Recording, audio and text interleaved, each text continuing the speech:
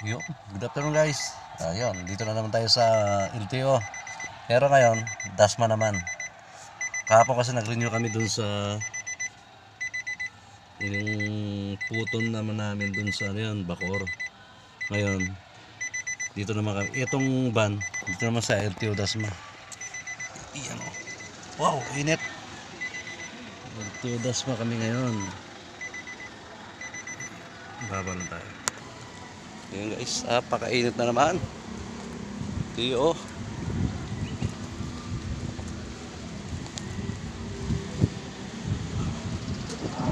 Labinit. Ayan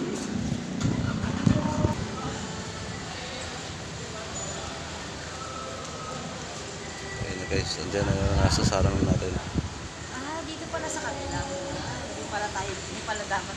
Ayun po. Alin? Baligtad dati iba. Di doon din. Pag ganito. Nauna pa ito isa sa atin.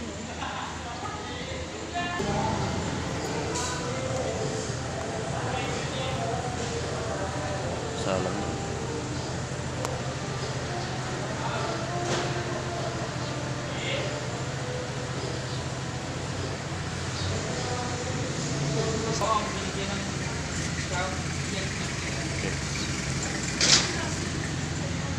So guys, tapos na.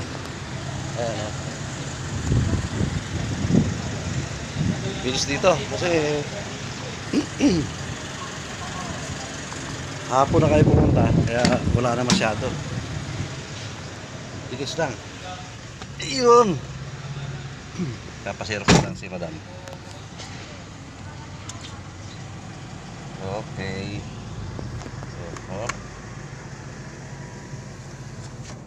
inusod niya. Ayan. Ang iksa niya mag-drive. Malaking tao naman.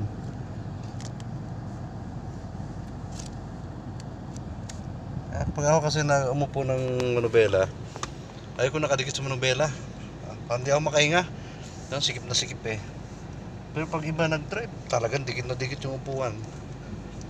Maganda naka-ano ka, layo ka sa ano. Abot mo naman yung ano eh, pedal.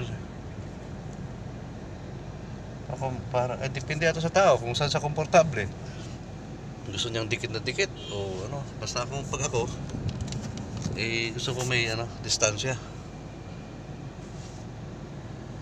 Para kang ano, maluwag ba, kung nakakagalaw ka ng ayos.